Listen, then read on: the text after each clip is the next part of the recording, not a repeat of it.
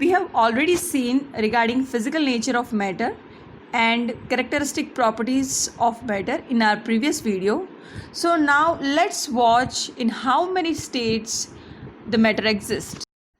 अब हमें lower standard से ही पढ़ाया जाता है कि matter exist in 3 different forms, that is solid, liquid and gas.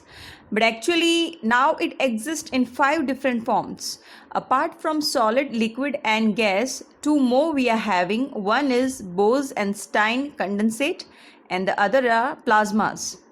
अब ये Bose-Einstein condensate क्या होता है? It is a wave of matter और उस मैटर के जो एटम्स होते हैं they are at a very super cold temperature.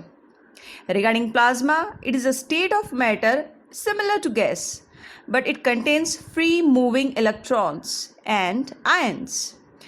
मतलब एटम्स ने अपने इलेक्ट्रॉन्स को लॉस्ट कर दिया है.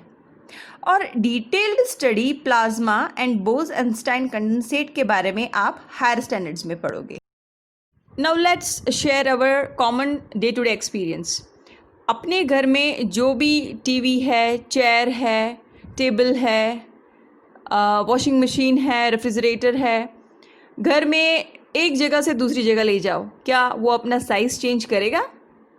या फिर किसी बुक को लेके उठा के एक्वेरियम में डाल दो तो क्या वो बुक का साइज़ बड़ा हो जाएगा? या फिर कॉम या बुक को लेके अपने पिलो के नीचे रख के सो जाओ तो क्या उसका साइज़ चेंज होगा? नहीं. All they are solids. That means solids have definite shape and fixed volume. अच्छा चलो, try to hammer a big iron block. तो क्या आप उसे compress कर पाओगे? No, because solids are rigid. Looking to the different examples of solids, हम कह सकते हैं solids have definite shape, mass, volume. ठीक है, तभी तो बुक का साइज़ या किसी चेयर टेबल का साइज़ चेंज नहीं हो रहा था जब आप अपने घर में एक कमरे से दूसरे कमरे में उसे लाकर रख रहे थे. Second, intermolecular distances are short and intermolecular forces are strong. जैसे इमेज में आप देख रहे हो, एटम्स जो सॉलिड के होते हैं they are tightly packed close together और उनके बीच में दैट इज़ इंटरमॉलिक्यूलर डिस्टेंस बहुत ही कम होता है. अब एटम्स जो है एक दूसरे के नज़दीक है, so they are having intermolecular forces very very strong. Forces strong होने की वजह से वो अपना शेप को मेंटेन करते हैं and hence they are very rigid. Now आप देख सकते हैं in the figure, atoms they are held in a fixed position and they can only oscillate या वाइब्रेट कर सकते हैं around their mean position. Mean position means अपनी जगह पे रह के ही वो सिर्फ up and down very negligible motion कर सकते हैं. Okay, that means they can not move away freely. And जैसे कि मैंने बताया था, आयरन हैमर आप नहीं कर सकते हो. आयरन का ब्लॉक जो प्रीवियस इमेज में हमने देखा, आप उसे हैमर नहीं कर सकते हो. That means solids can not B compressed. So from previous image we can see that solids they have definite shape, mass and volume. तभी तो बुक, चेयर, टेबल कुछ भी है, जब आप उसका पोजीशन चेंज करते हो but they are having the same shape. Okay, अब यहाँ इमेज में जो बताया गया है intermolecular distances are short, means जो एटम्स आप देख रहे हो सॉलिड का, उनके बीच में डिस्टेंसेस शॉर्ट होते हैं. That means atoms are arranged very close together. Okay, and because of that the intermolecular forces are very strong. Forces strong होने की वजह से atoms जो है एक दूसरे के बिल्कुल नज़दीक होते हैं and they are hold tightly together. Because of that they are very rigid. Fluidity इनमें नहीं पाई जाती. Now as you can see the constituent particles they have a fixed position. Okay, and they can oscillate या वो vibrate कर सकते हैं अपने mean position के around. That means ups and downs little amount तक वो कर सकते हैं. ओके, नाउ प्रीवियस इमेज में हमने देखा था कि you can not hammer an iron block. आप उसको हैमर नहीं कर सकते हो आयरन ब्लॉक को, and because of that reason solids can not be compressed.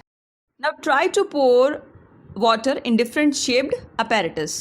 Image में जो बताया गया है उस डिफरेंट apparatus में आप पानी डालिए. तो क्या पानी का शेप हर एक apparatus में सेम रहेगा? आप पानी के वॉल्यूम के बारे में क्या कह सकते हो? अच्छा चलो, एक apparatus में से पानी को दूसरे apparatus में ट्रांसफ़र करो, तो क्या पानी ईजिली फ्लो हो पाएगा? जैसे सेकेंड इमेज में बताया गया है, what you observe when a few drops of different coloured ink, जैसे रेड है, ब्लू है, ग्रीन है, when it is added to water. ये जो दो इमेजेस आपको बताए गए हैं, आप क्या ऑब्जर्वेशन इसमें से निकाल सकते हो? नाउ प्रीवियस इमेज को देख के हमें पता पड़ता है कि when we are transferring water from one apparatus to another, उसका जो वॉल्यूम है वो सेम रहेगा. बट जैसे apparatus का जो शेप है वो चेंज्ड है, तो पानी का भी शेप चेंज हो जाएगा. Hence liquids have definite volume but no definite shape. अब डाउन हियर इमेज में आप देख सकते हो, intermolecular distances are more than solid. जो एटम्स हैं, नीचे बताया गया है फिगर में, जो एटम्स हैं लिक्विड के, उनके बीच में थोड़ा सा डिस्टेंस होता है. And intermolecular forces are less strong. अब फोर्सेस स्ट्रॉन्ग क्यों नहीं है जितने सॉलिड में पाए गए थे? Because atoms have spaces between them.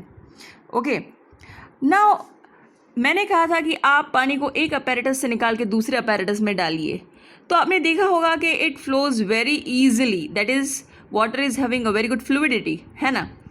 So we can say that liquids can flow easily and they are not rigid. Okay, now their constituent particles have no fixed position and they can move freely about their mean position. Solid में हमने देखा था कि जो atoms होते हैं they are held at a fixed place. Distances कम था, forces ज़्यादा थे और वो अपने ही जगह पे वाइब्रेट जस्ट कर रहे थे. बट लिक्विड में जैसे कि हमने देखा, फोर्सेस लेस स्ट्रॉन्ग होते हैं और इनके बीच में स्पेसेस होती है, इंटरमोलिकुलर डिस्टेंस होता है लिक्विड्स में. उसकी वजह से जो पार्टिकल्स होते हैं उनका पोजीशन फिक्स नहीं होता and they can move about freely. थोड़े से एक दूसरे से दूर जा सकते हैं. ओके, एंड अनदर थिंग कि liquids cannot means they are less compressible. Cannot तो हम नहीं कह सकते, but they are less compressible. How? ये हम आपको एक्टिविटी में बताएंगे. Now let's perform an activity showing compressibility of all the three states of matter. Can matter be compressed, and how much? Does the extent to which a material can be compressed depend on its state? Let's see. We will need a syringe, chalk and water. Put the chalk in the syringe and compress it.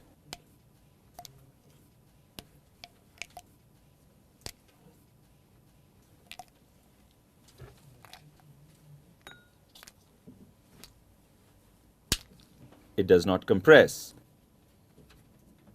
Now take in water.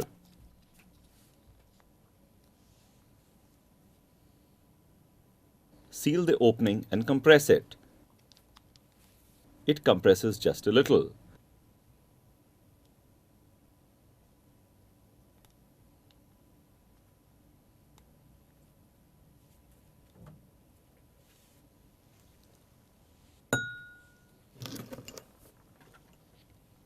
Now take in air, seal the opening and compress it. It compresses the most.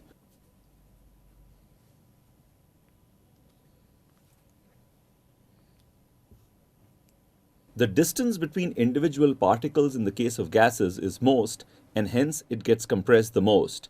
This distance is called the intermolecular distance. Gases also tend to expand and occupy whatever space is available to them. The intermolecular distance is less in a liquid than that in the case of a gas, but more than that in the case of a solid. This allows them to be compressed a little, but they do not expand, but tend to settle down in containers. Solids have the least intermolecular distance, and hence they compress very little. Gases such as oxygen, nitrogen, helium are transported in cylinders in a highly compressed state. जो activity हमने perform की उसका practical application इस image में हमें बताया जा रहा है, in which you can see a balloon seller can easily fill a large number of balloons from a single cylinder of gas because gases can be compressed easily. Similarly, large volume of gas can be easily compressed into a small cylinder and transported easily, जैसे कि LPG, CNG. So we can recall that gases, they don't have definite volume and no definite shape. Intermolecular distances are much more and intermolecular forces are negligible. They can easily spread out in all the directions.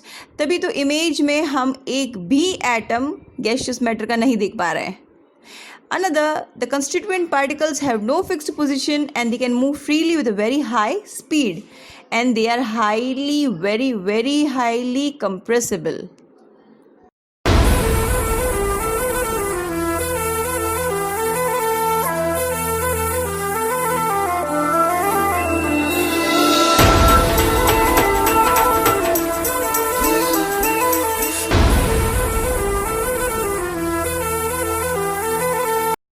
मुंह में पानी आया ना? But ये images आपको सिर्फ देखने के लिए नहीं है, ये इमेजेस है आपके होमवर्क के लिए. And my question is, you have to give me the reason why the smell of hot sizzling food reaches you several meters away, but to get the smell from cold food you have to go close. Means hot sizzling अगर खाना बन रहा है घर में तो बाहर से भी हमें खुशबू आ जाती है, बट अगर किसी भी ठंडे खाने की खुशबू लेनी हो so you have to go close. Why? Give your answer in WhatsApp group. And the best answer giver can demand this food from the mother.